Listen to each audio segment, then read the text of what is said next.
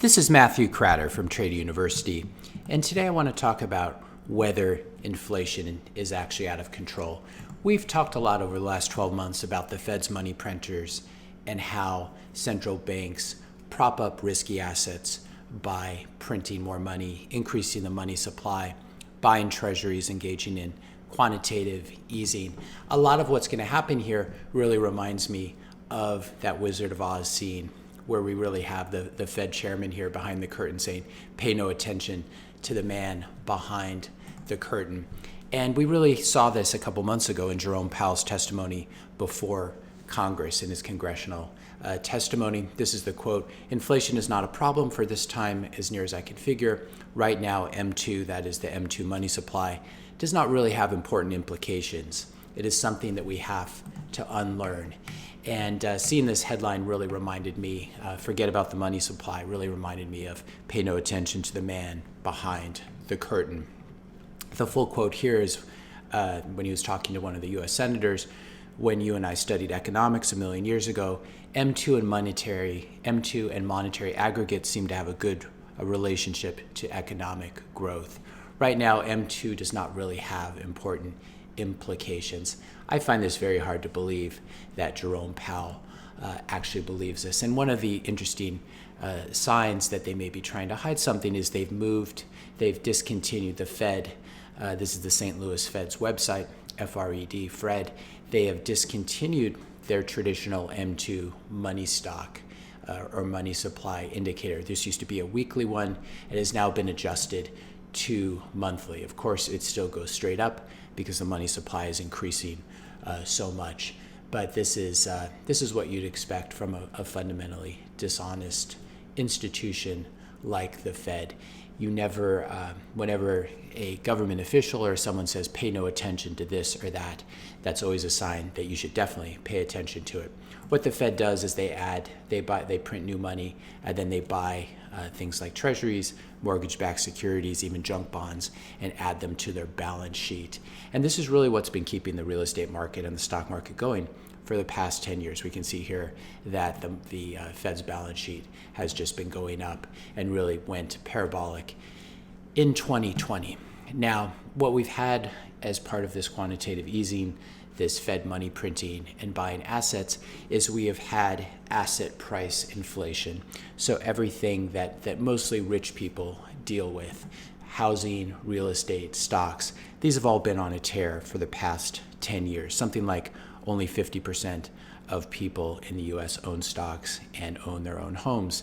And so when stocks and real estate go up, it disproportionately benefits the already wealthy and hurts people who don't own hard assets like real estate, for example. So we've seen the stock market on a tear. We've seen housing prices on a tear. Here's the Seattle Zillow Home Index, up 7.5% over the past year. This is during a pandemic. LA Zillow Home Value Index, up 9.5%. These are true inflation numbers. If you need to buy a house in any of these locations, really anywhere in the US, you know that CPI inflation is a lie. Everything is going up much faster than 1.5%, or 2%. Even obviously tuition is another area, even during the pandemic, with all the classes moving to Zoom and really providing an inferior experience to the traditional college in-person experience.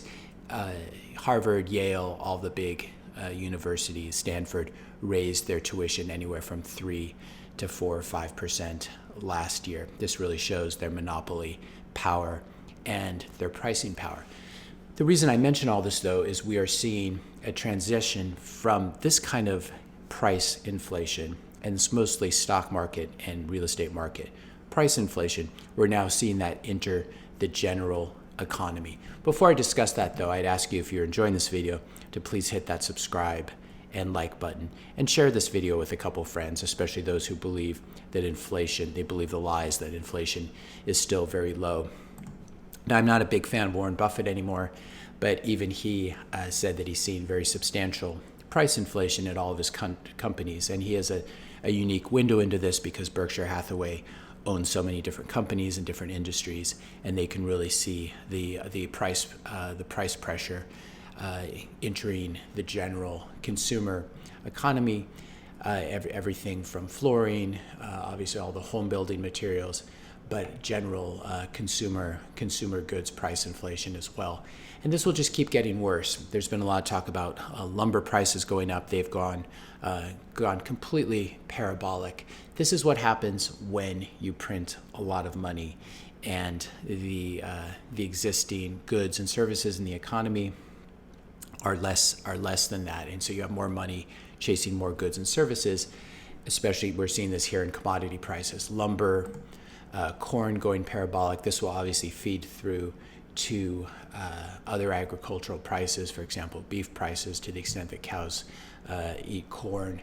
And so we'll see this showing up in the meat futures as well. If we take a look at the year-to-date performance of these basic commodities, lumber up 112%, lean hogs up 61%, corn, soybean oil, canola oil, etc.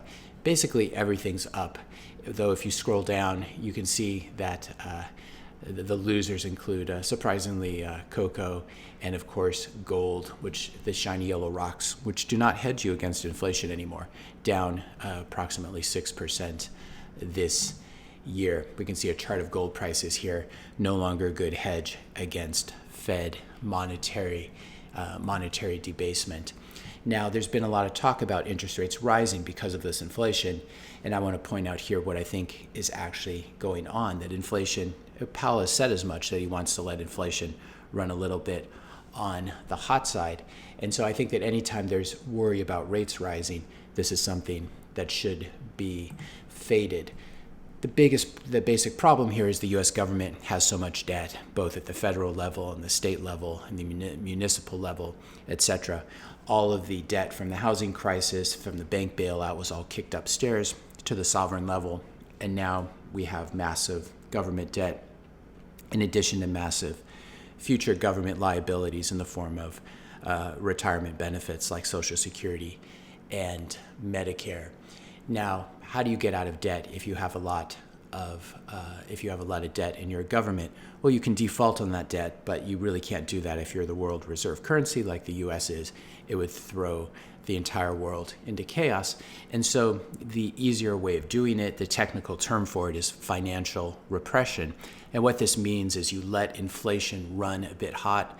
This increases, obviously, the rate of nominal GDP, because nominal GDP includes that inflationary component. And then you keep interest rates, especially government interest rates, or risk-free, quote-unquote, risk-free interest rates, below that level. And this is how governments inflate their way out of debt. So all of you who are hiding in cash, who are hiding in fixed income bonds, you are the people who will be hurt by this. Interest rates will stay below nominal GDP and inflation rates for many, many years. Something similar happened as a way of the U.S. digging itself out of all the debt that it ran up during World War II. Basically, interest rates and government bond rates stayed well below the rate of inflation, really until the late 70s, possibly even until Reagan took office in 1980. And so this is the playbook that's being played. And what this means is that if you hold cash, if you hold bonds, if you rent, you're going to really get hurt by this. And this is one of the unfortunate things. If you own stocks, if you own real estate, you don't have to worry about this as much, because they will appreciate as the Fed money supply is pumped up and as this sort of financial repression goes on.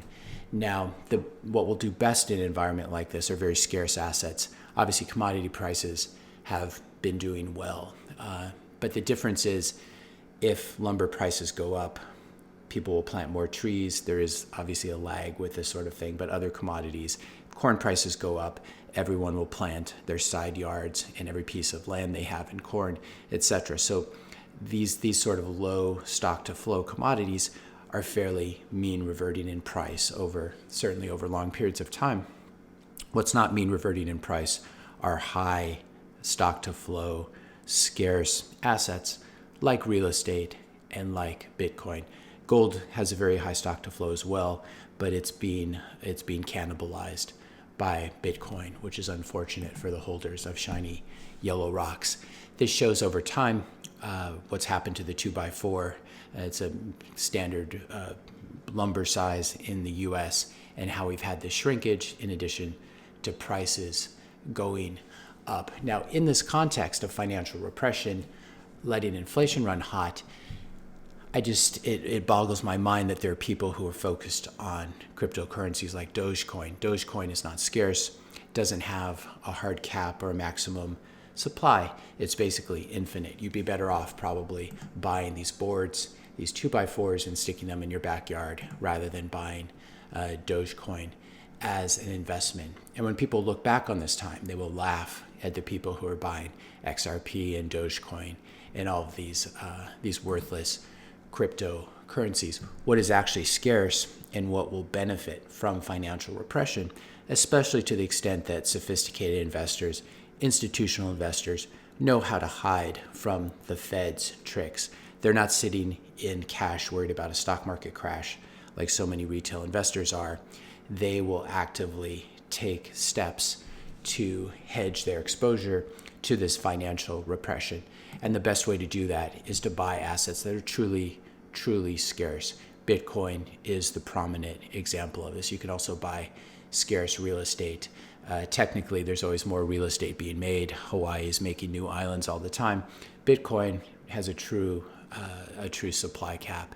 And as such, over the coming decade or two of financial repression, this is really where the money will be made. Those who are engaging in FOMO and chasing altcoins like Dogecoin, they may do well over the short period, but they're really wasting their time and not looking at the big picture. And when you look at the macro picture as well as the adoption curve for Bitcoin, you will know that this is the place to be, to hide from the Wizard of Oz, to hide from the Fed, who says, pay no attention to that man behind the curtain who's running the money printers at full blast and engaging in this sort of financial repression.